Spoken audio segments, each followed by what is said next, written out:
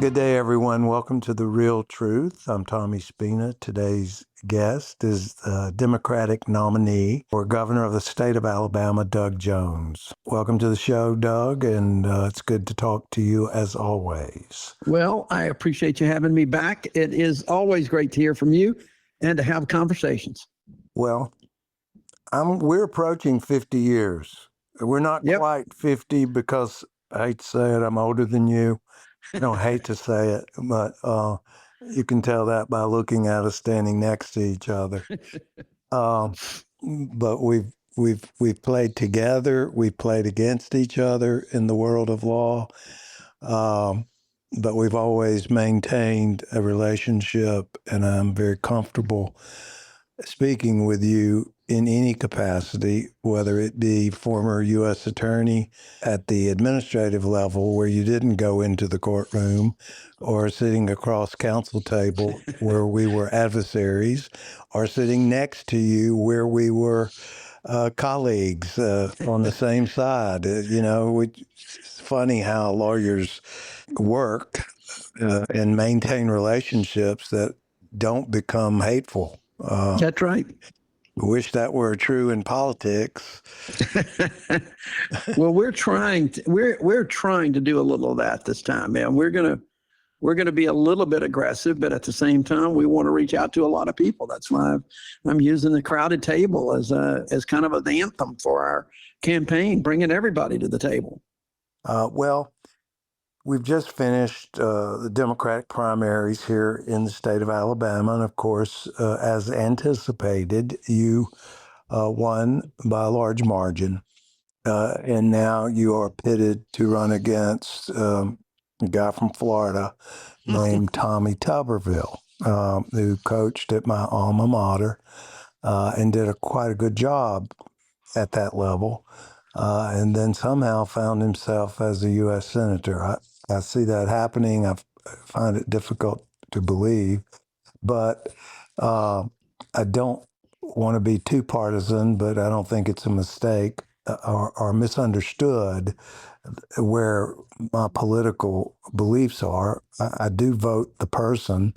I'm happy that Lloyd Peoples, who's one of your friends and a Republican, won his race. I think he will be a tremendous addition to our state legislative body and will bring at least a legal perspective to a group of people that are not lawyers for the most part.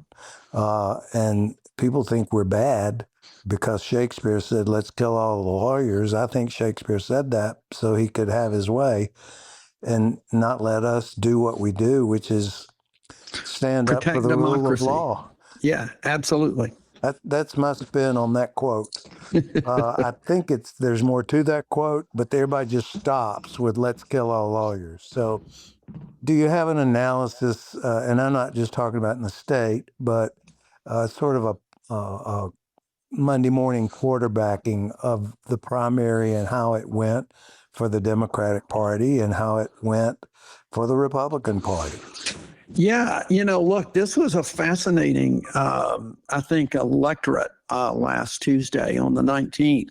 And, we've been trying to dissect the numbers a little bit. Of course, we're just incredibly grateful and humbled at the vote that we got, which ended up roughly about 78% of the Democratic vote, which was, I think a really strong showing and a lot of momentum building up going into the November election. But, Tom, the real thing for both Democrats and Republicans, I think, is the turnout. Who asked for a Democratic ballot and who asked for the Republican ballot? Now, as expected, there were more Republican ballots given out and people voted in that primary than Democrats. But the fact of the matter is, Democrats really outperformed over the last several election cycles. I mean, I give you a couple of examples here. There were, these are unofficial from the Secretary of State's current website as they stand now. There were 364,635 folks that voted in the Democratic primary. That is up considerably. I mean, not since 2006 20 years ago did we have that kind of turnout. It was 315 2010, 175 in 2014, 283 in 2018, which was a big year. Remember, that was the year coming off my Senate win, and there was a lot of interest in that. And then we went way back down. So if from our 2018 primary, which was a real kind of a comeback, a little bit of a comeback year, we had growth in that that primary by about 28% from the total votes cast. And if you remember, that was the primary in which Sue Bell Cobb and Walt Maddox were really, that was a very, very hotly contested primary. There were two others in the race, or two or three others. And the total votes cast there was like 283,000. I was able to get more votes this time. That's the significant turnout that we had from 2020, when we were really down. We more than doubled the turnout from 2022, and that's incredibly significant, especially when you look at the Republican ballots that were cast in this turnout. Y'all all saw the TV ads, heard the radio ads. There were literally contested races, except for governor, hotly contested races for the Senate, for lieutenant governor, for Secretary of State, for Attorney General. But yet, with those millions of dollars that were spent in advertising in both legislative seats as well as statewide seats, Republican vote was down by over 25% from 2022, which was at a high point. It's just remarkable how Democrats overperformed, and the underperformance in the Republican primary was really pretty stunning. Well, but statewide, the state of Alabama is still predominantly a Republican state. But what you're saying is the turnout for this primary in Democratic counties was exponentially greater than it has been in the past. Exactly, which shows an excitement and an enthusiasm out there that we haven't seen in 20, 25 years. I mean, literally at least 20 years. And that, look, turnout in primaries are always very low. It was about 25 or 26% total, despite the fact that there were some really hotly contested Republican battles. I mean, both statewide as well as locally. So I think that there is a basic enthusiasm gap in what we're seeing. And this has been playing out around the country that goes forward into the November elections. There is a lot of momentum, I think, around. We are coalescing around a number of things on our ticket. We've got Phil Ensler won for lieutenant governor. So now we've got the 7 constitutional offices that are all going to be filled for the first time in 20 years from Democratic nominees. And that's a choice that people have not had in over 20 years. And I think that that's incredibly significant going into November for people to look forward to those choices up and down the ballot. I think probably Republican voters get lackadaisical because they've had their way for so long. And so why bother to get off the sofa and go to vote? We're going to win anyway. Well, but the difference, though, is that in a primary, you would think that with that attitude, and I don't disagree with you, that with that attitude, though, they would want to make sure their voices are heard in the primary, because if they believe that whoever wins the primary is going to win the general, that's where they want their voices heard. And that's why this was such a significant race. There is just no enthusiasm in this race for folks that are running as Republicans right now.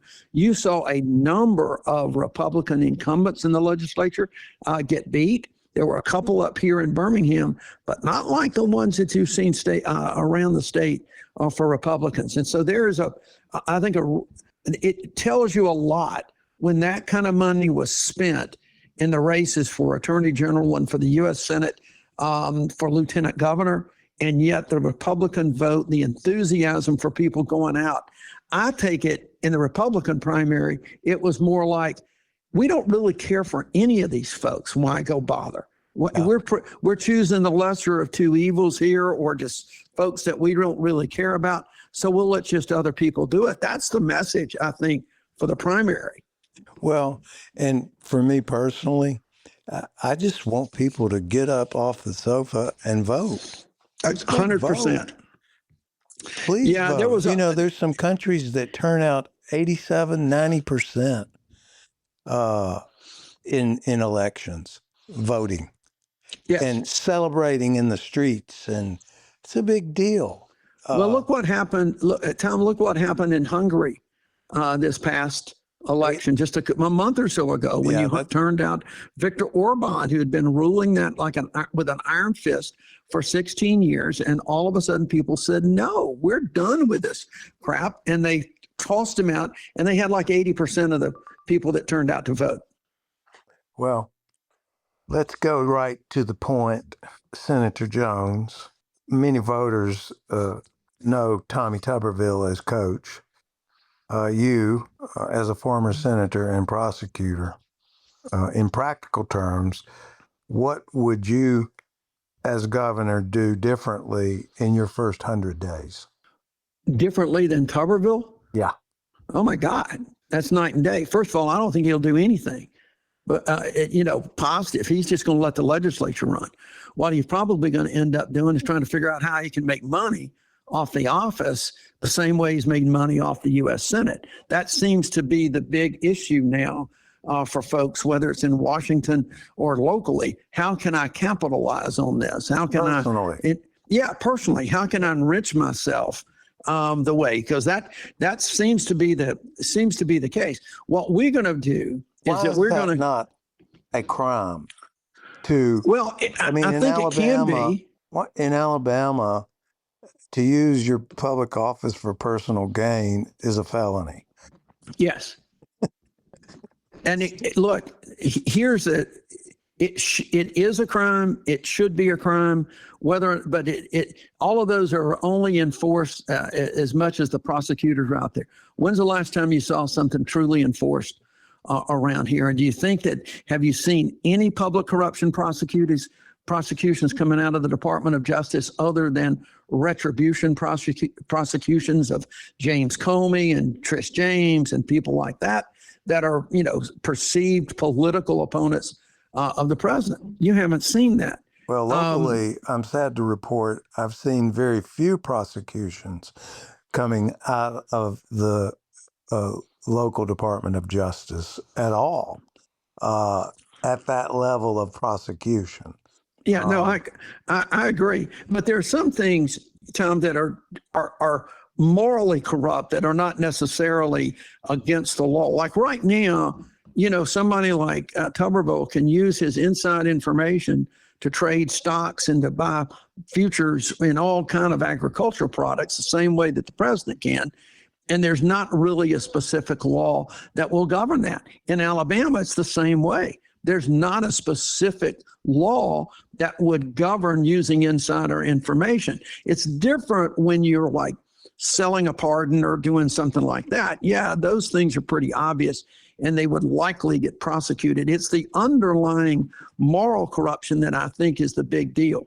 So, we're gonna try to stop a lot of this. I want to put some teeth a little bit more into the Ethics Commission. I want to prohibit public officials, at least the constitutional officers, from trading stocks in companies that they're trying to either lure to Alabama, doing different things in Alabama that might help the banking or insurance industry. We need to kind of stop that and put some transparency on all this that just doesn't exist in Alabama right now. But to get back to your question, the things that we will end up doing is trying to expand Medicaid. We'll expand the eligibility for Medicaid, try to work with the legislature to get the money to make sure we can do that. We're going to work in job force development to make sure that we remove barriers to people trying to get better training, but also remove the barriers like in transportation or childcare costs elder care costs. Those are the kind of things that I think that people are looking to see what they can do. We want to try to make sure that we've got some funds out there that can help farmers, whether it is through loans to get them through a really tough time that they're going through right now, low interest loans, trying to help them with either diesel prices, fertilizer prices, any number of things that I think that the state of Alabama could do. I just don't think you're going to see much of that at all coming from Tommy Tuberville. You don't hear that. You don't hear any of those plans. You don't hear him talking about that. And in fact, the votes that he has taken in the United States Senate are just the opposite of that. They have cut things coming into Alabama. You know, they're bringing in Eli Lilly up north, and they beat their chest and talk about how proud it is they're giving tax incentives to a pharmaceutical company, but yet we won't provide Medicaid expansion for folks. It's just wrong. And now you've got Tuberville on the floor of the Senate, by the way, saying, oh, he's all in favor of creating a $1 billion fund to help folks who mounted the insurrection in January 6th and got convicted and later pardoned by the president. It's just pretty outrageous. The way that Tuberville just kind of does whatever Donald Trump wants to do, no matter how much money the Trump family's making out of it. Well, I can talk about that bill that I believe I read that both Senator Britt and Tuberville were in opposition to that. I guess you call it reparations. Well, the thing is, the only thing that they said that they were opposed to, and there was more to this that Tuberville did yesterday. The only thing they said they were really opposed to were giving any kind of break to people that actually beat police officers. Well, it doesn't matter if you engaged in a seditious conspiracy.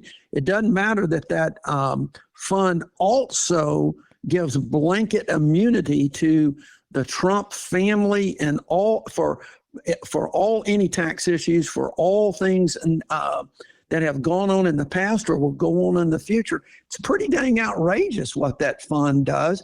And remember, this fund is taxpayer dollars. So people that pled guilty to criminal violations involving January 6th, let's assume you take out the ones that actually pled guilty or were found guilty of assaulting a police officer. But people that participated in the insurrection, people that defiled the United States Capitol, people that were going through the Capitol screaming, hang Mike Pence, any of those folks that pled guilty, acknowledged their guilt, are now supposed to get money, taxpayer money, because they pled guilty to a crime. Good Lord, this is $1 billion. Reimbursed for their expenses and things of that nature. The obvious need in Alabama is the lack of health care, particularly in rural hospital areas. We have tremendous needs in that part of our state. Education, workforce development, infrastructure, and last but not least, of course, prisons. Of all of those, what would you make your priority as governor, and how would you pay for it? Well, healthcare is I think a driving is the biggest factor. And if you look at all of the issues that are surrounding healthcare right now, the biggest factor for losing rural hospitals is the lack of Medicaid dollars coming in, because we did not expand Medicaid. We are an unhealthy state. We're a poor state. We've got a couple 100,000 people that could benefit from expanding Medicaid, which will have a cost to it. But the money coming back in for those doctors, for those hospitals, will keep those doors open, will help prop up the expenses of those that are teetering right now. And when you do that, you also bring out the health, not only better health outcomes for individuals, which helps across the board, whether they are employees in a business or whether they own a business. When you've got better health outcomes and you can work, it helps the employers around, not to mention the economy that grows up around a hospital, the doctors, the people that employed in the doctor's offices, the people employed in the hospitals, the cafes down the street, the service stations, you name it. All of that will help. So I really believe that expanding Medicaid is going to be essential. And we should have done it years ago, over a decade ago, and we would not be having the same problems with rural hospitals that we're seeing right now. Too many times people are having to drive 50, 60, 70 miles for good health care. And that's just not sustainable for those communities. That's the number one, I think, priority to make sure that we do this. The second thing, Tom, remember under this new bill that the Alabama legislature passed, the governor is going to be able to affect electricity rates more than at any time in the past, because this bill, which, by the way, I totally opposed. I opposed expanding the PSC. I opposed giving the governor's office an energy czar, so to speak, an energy secretary that controls the agenda of the PSC. I just think that is backwards. I'd like to see it repealed. But in the meantime, we're going to get somebody in there that is going to put the power company and utilities to task to make them literally have a rate case and justify any hearings and I mean, any rate increases that they want and the rates that they're charging now. That's a couple of things that we're going to do. You will not see any of that coming from Tommy Tuberville.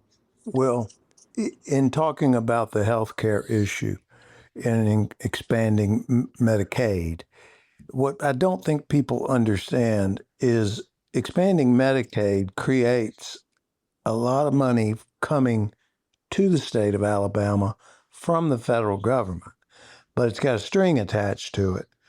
It requires it to be paid back to some degree. I don't know the specifics. I'm sure you do. So in my original question, how do we pay for that in our state? It will have to be budgeted for. Now, it's possible you could do it through some gambling monies or lottery monies, but there is money. I have always believed there's money in the budget. There's enough things that can be trimmed, and there's enough money in the budget to pay. What you've got is a reimbursement, okay? A service that the state has to pay a certain amount. I think it's like less than 10%. Of the services, and 90% comes back in to the state. No strings attached to that, in the sense that you don't have to pay it back. It's like a 90-10 match. Oh, and you don't pay 100% back. You pay a portion of it back. Well, you have to pay a portion. If the doc charges $100 on a service, a Medicaid service, the federal government is going to pay that doc $90. The state of Alabama's got to pay roughly 10. That's just rough numbers, okay? I'm not exactly sure where that is. I understand. But that is how these hospitals will get that federal money coming back. And the problem that we've got right now is that because we have lower wages around, but our costs in Alabama have gone up. You know, when we were growing up, Tom, everybody would say, well, we don't need to raise the minimum wage because it costs less to live in Alabama.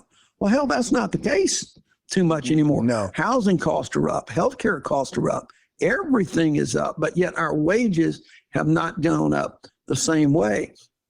So if we can get folks coming in and being able to have good healthcare, people that right now we have such difficulties, like to be eligible for Medicaid in Alabama, you've either got to be a kid, a child that doesn't have, that has lost a parent or something.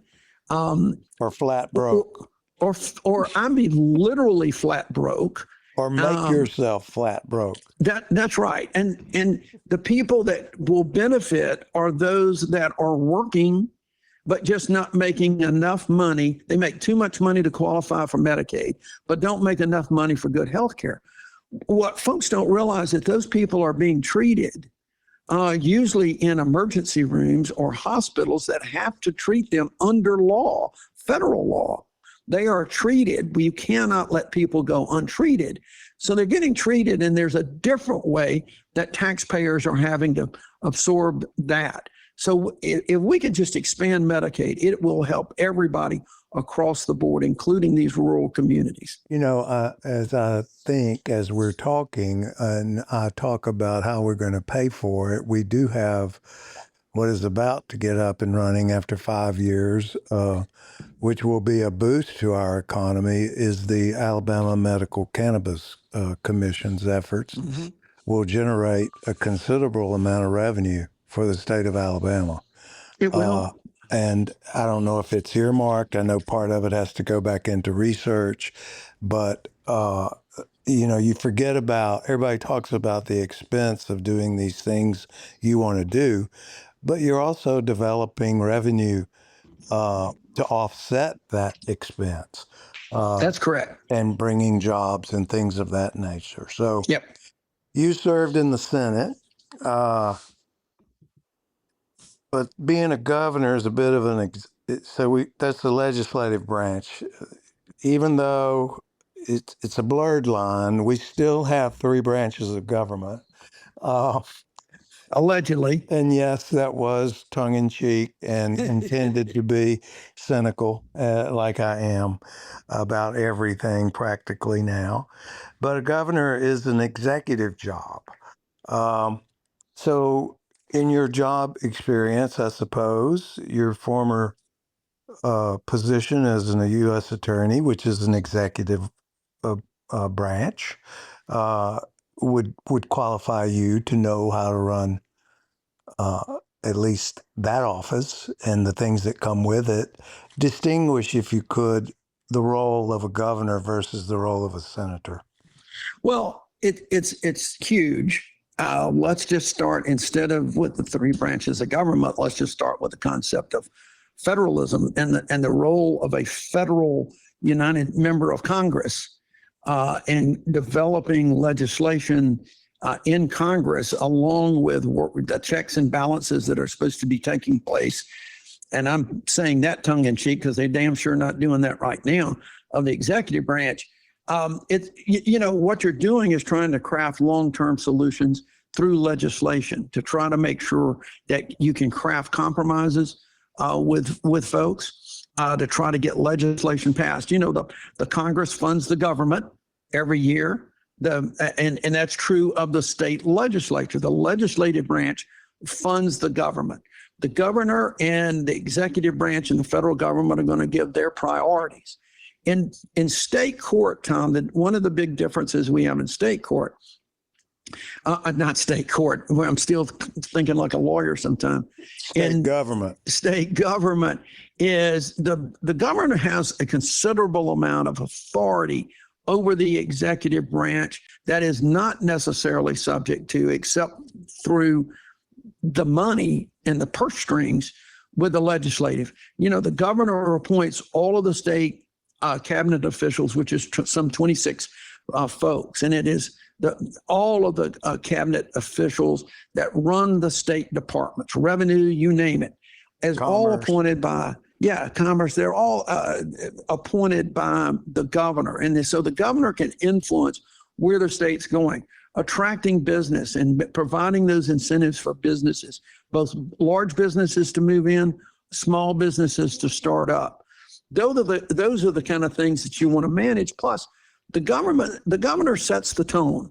The governor is the face of the state. The governor sets the tone for the legislature with the proposals that you've got, that to do things together with the legislature, how the budget will get enacted, how you're going to examine and create some more transparency, for instance, with our prison system, and shedding a light on what has gone on in the past, how you're going to attract businesses to this state, how you're going to deal with housing and transportation, roads and bridges.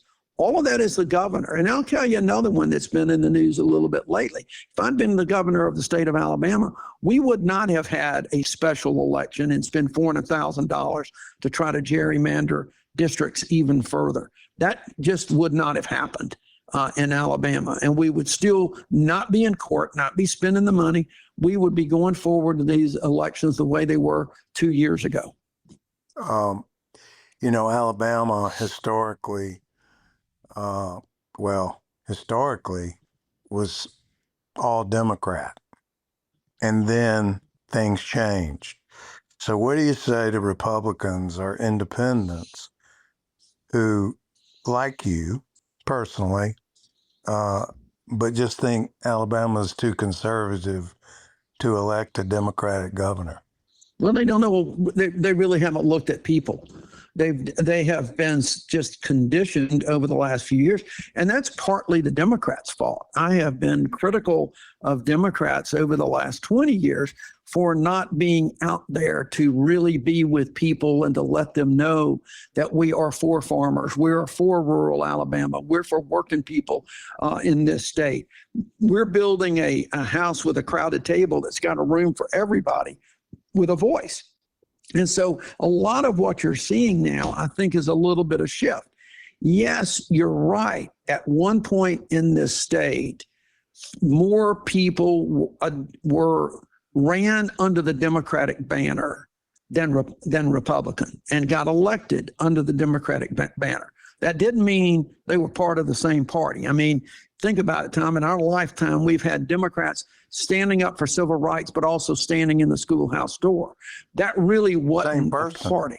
Same. I mean, well, and that's an important point to remember, especially in this voting rights stuff, that even at the end of his life, George Wallace was saying he hoped that he has been forgiven for some of the things he did to folks back in the early days. We don't want to go back to that. But what I would tell folks now is to examine what they see coming out of Montgomery. Are they really satisfied with where things are right now with who's been in control? There have been some things that have come up. We've done good in third grade reading, fourth grade reading. We've done some good things in pre-K childhood, but our school systems are still in the lower rung of where they need to be.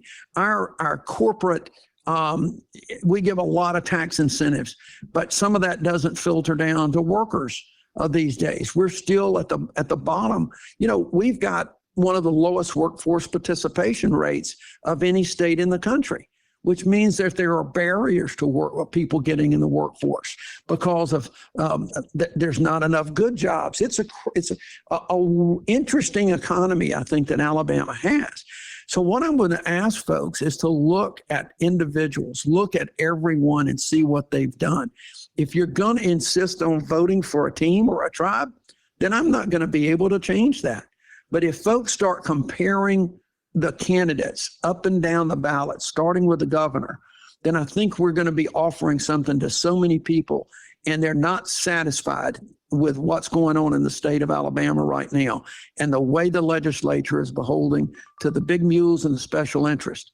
They're not listening to the people of the state, or else we would have had Medicaid expansion.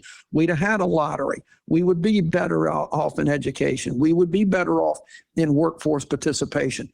They're not listening to that. They're just beholden to these special interests, and they spend more time on the things that doesn't matter to folks in Alabama than they're spending the time on those kitchen table issues. Well, in 2020, you ran against Tuberville for the Senate spot. The vote split was right at 60-40. Mm-hmm. What do you think is different about Alabama and about you or about him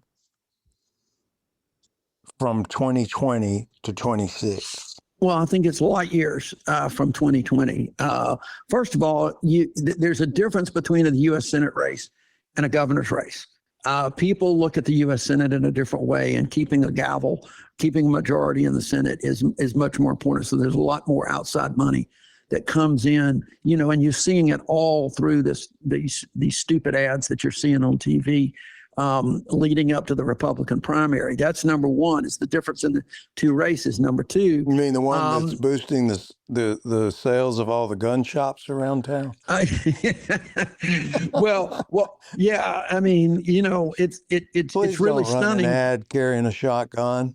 Yeah, Don't do that, Doug. The public service commissioner ads, walking around with a shotgun and talking about protecting the borders. It's just absurd, the stuff that we've seen this year.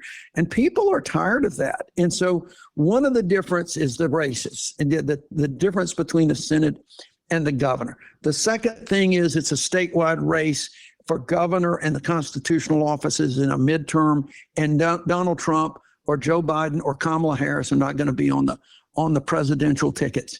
That's not going to be this time. And so there will be fewer folks voting. The other thing, though, Tom, quite frankly, is unlike in 2020, when he was more of a personality and a celebrity than he was anything else, he's now got a record to run on. And he's got a 6-year record of saying crazy things, dividing people in this state, stock trades, blocking the promotion of generals. That is a nonpartisan exercise in the United States Congress. He did that for almost a year. He's got a record of not producing anything positive for the state of Alabama and doing and saying a lot of things that have made Alabama once again the butt of jokes. And that has got to change.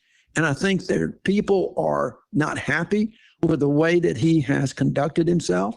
And if they look back, the one thing, and I think you said it, most people, even that did not vote for me for re-election in 2020, weren't angry. They just disagreed on some things, and they wanted to see the Republicans back in charge of the Senate. What they lost out on was for 4 years to having a voice up there for them because they didn't have one in the United States Senate with somebody like Tuberville.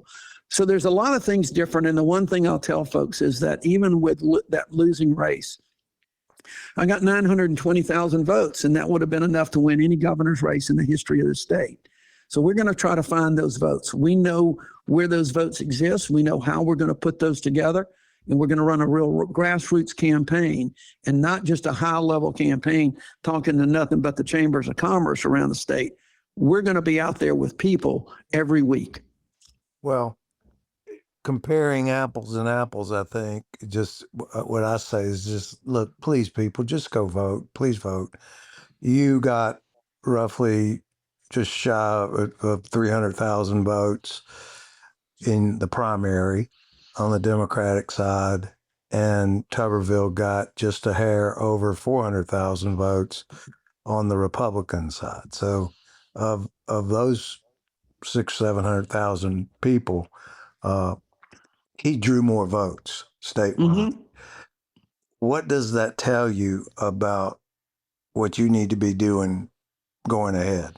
What you've been telling us? Exactly. Again, don't look at the votes that he got. Look at the votes he didn't get. There were over 600,000 people in 2022 that voted in the Republican primary. That was a huge deal. And there were 653,000 people that voted in the 2022 Republican primary. And in that race, they are down 25%. So it's not the people that are voting for him, because there are people that vote that still in that Republican primary around the state that are going to go vote because there wasn't contested Democratic race necessarily, except mine and Phil Lenzler's, which, quite frankly, our biggest fear were people wouldn't get out to vote because they think we would both win. So it's the votes that Tuberville did not get and the other Republicans that did not get. It's the Republicans that got knocked out across the state. Those are the statistics I think everybody needs to look at. That enthusiasm, those numbers are down significantly from the primary, despite millions and millions of dollars being spent. Democrats only put out yard signs. That's about all you heard from us. And you ran out, by the way. We ran out, that's right. But we've got more now. We've rebranded. We've got a whole new logo. We got people excited, and we've got new yard signs and bumper stickers. So back to what we were talking about, would that be your target voter? No, our target voter are the votes that Doug Jones got in 2020. Okay. That's our target voter. We had 920,000 people, including 70,000 people that voted for Donald Trump and Doug Jones. Those are going to be our target voters, but our secondary target will be persuadables who are fed up with everything that's going on in Montgomery, that have voted. And we're getting calls like crazy, Tom, from folks that said, I've been an independent, I'm going to vote for a Democrat, or I voted Republican and I'm going to vote Democrat this time. Because people are not happy with what they've seen coming out of Washington, D.C. They're not happy with the choices that they've got on the other side of the aisle. So we've got our target, which is the voters that have already voted for Doug Jones one time, and then the persuadables that we believe are out there more now, people that will identify more as independents now because of the chaos that they've seen over the last 18 months. You mentioned this before because it's I call it an off year, but in terms of the National Democratic Party, in the last presidential election, they were unpopular in Alabama, and I think it's a trickle down effect. Do you need to separate yourself from the National Party? Look, Tom, I'm who I am. I'm telling folks, and this is what's frustrating with a lot of conversations, including the one we're having. This is a new day. 2024 is gone. 2022 is gone. 2020 is gone. People are now looking at their lives today. Gas prices are up. Out the roof. Electricity bills are up. Healthcare is up if you even have it in Alabama. Education has stagnated. People are looking now. They're not looking at the way things were the last go round. And Donald Trump was very popular. We knew that was going to be a big win. There were fewer people voted in the election in general this time than in 2020 when I ran for my reelect, but it was not the vote in 2022 or 2018. Folks do not come out for whatever reason. And I agree with you, by the way. I wish we could get record turnouts and let the chips fall where they're going to fall. But Alabama makes it hard to vote. You got to vote between 7 a.m. and 7 p.m. unless you jump through a whole bunch of hoops. We make it hard for folks to vote, and I want to make it easier for folks to vote, regardless of where they go. But the numbers are differently now. And I'll give you a good for instance. Donald Trump won this state considerably in 2020 and in 2024. But guess what? One of the most respected polls in the country is the Economist YouGov poll. And since January of 2020, they have been tracking Trump's popularity and his job performance nationally and in every state. And so nationally, we've seen the numbers of how underwater he is. But now, for the first time in a poll 2 weeks ago, maybe three, for the first time since they were tracking it in the second Trump administration, Donald Trump's positives are a -2. So it's a different world we're in now, and you cannot completely compare 2020 and 2024 and 2026 any more than you could compare 2006 or 8 with what happened in 2010 when Democrats got wiped out throughout the South. There's a different wind blowing this time right now, and people are looking for change, and that's what we're going to provide for them. Do you think that you have to overperform in, Birmingham, Montgomery, Mobile, Huntsville, the Black Belt, college towns, suburban counties, rural white counties? I mean, how do we?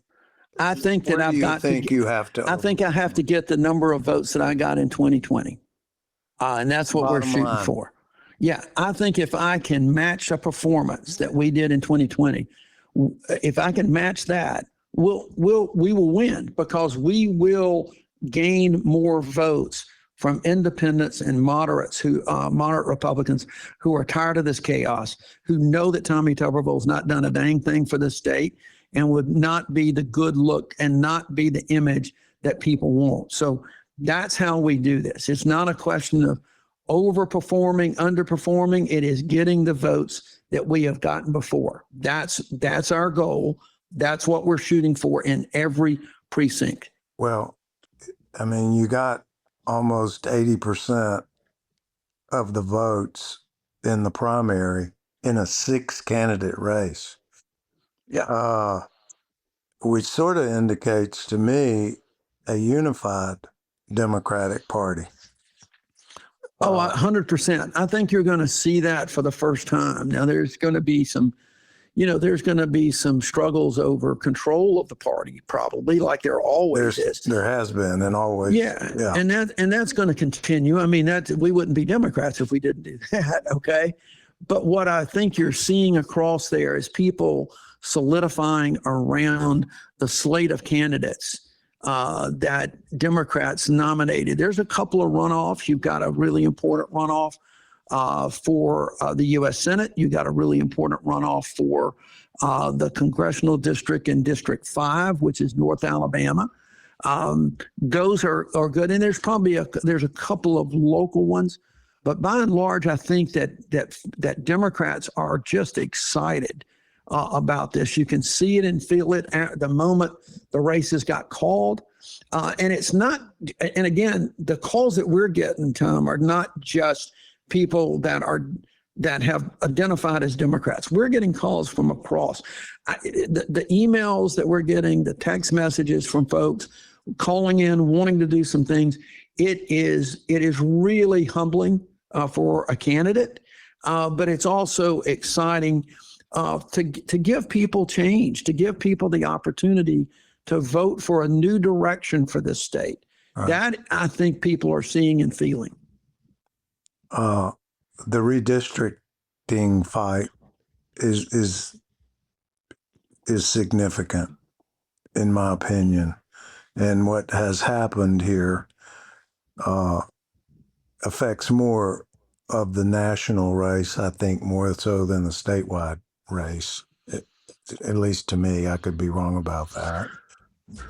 Well, I think that, it seems to me, and again, we haven't done focus groups in the last few days to try to determine this, but we were seeing a surge in interest in the last few days because people are beginning to see the effects of what's happening around the country. Remember, Tommy, there's a lot of people in this state, a lot of people, way over the majority, who grew up in a different society than what this gerrymandering is proposing right now.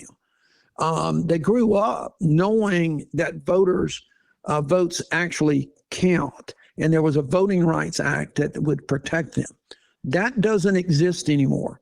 And people are concerned that their vote is going to, they're not going to have barriers to vote any more than they've got now with the basics that we've got, with no mail-in voting, essentially, no early voting. So there are barriers that have existed for a long time, but now people across the state are thinking, this is why can't our delegation in Congress reflect Alabama as opposed to just those that are winners? And that's not the way democracy is supposed to work. It's not the way the House of Representatives was set up. And I think Alabama has made a huge mistake by the legislature running down there and the governor calling that special session to try to unabashedly say, we don't want to do anything to let minority voters have a say. That is not just going to affect those minority voters. It's going to affect people throughout the state as well. And that's, I think people are waking up to that. No one wants to go back to the Alabama the way we were 60 years ago. And that's exactly where this legislature and the governor have been taking us. Well, in closing, I want to ask you one question. What I think people need to understand and I would like you maybe to finish the sentence for me. You do not have to become a Democrat to vote for Doug Jones. No, that's right. I mean, look, this is a change. I mean, no matter where you voted in the Republican or Democrat, we have an open ballot in November. And I just simply want people to start looking at the candidates up and down the ballot. Look at candidates up and down the ballot from the governor on down, and local candidates, you name it. That's going to be the key. Which candidate can best represent your views? They're not going to be 100% on everything. It's just not going to happen. And that's going to be true with whether you vote generally Republican or you generally vote Democrat. But I would ask, look at the candidate and their visions for Alabama. Look at the candidates and how they're going to work with folks across the aisle. And you do that by looking at their history. And when you look at the history, that I think is going to be the most telling part of this. Split ballots if you need to. Look, I think that is going to be a key going forward that people are realizing now. They don't have to. And we need to send some folks around here a message. When you got one party that dominates the way Democrats did at one point, the way Republicans are now, you get a certain amount of arrogance and hubris that sets in. And that also breeds to corruption. And it's time Alabama sets a new course and we start sending messages to folks to listen to the voters. People in Montgomery, don't just listen to the folks that are running around with big checks for your campaign. That's going to be the difference that we're going to make in this race. And that is the real truth. Doug, thank you for being with me today. This has been a great interview. I've enjoyed talking to you. I hope you have enjoyed this as much as I have. And don't think I'm not going to call you back somewhere down the road, because I am. Well, look, we'll check in periodically. Absolutely. I always enjoy talking, and it was a great conversation. I really appreciate you having me on again. Thank you for joining me today on The Real Truth. My name is Tommy Spina. I hope you enjoyed today's conversation. I hope you will follow or subscribe to my podcast and listen in to the next episode. If you found it valuable, please take a moment to rate it and review it. It helps us to reach more listeners that care about the issues that matter. Share it with a friend. Stay engaged, and remember, the truth matters. I'll see you next time.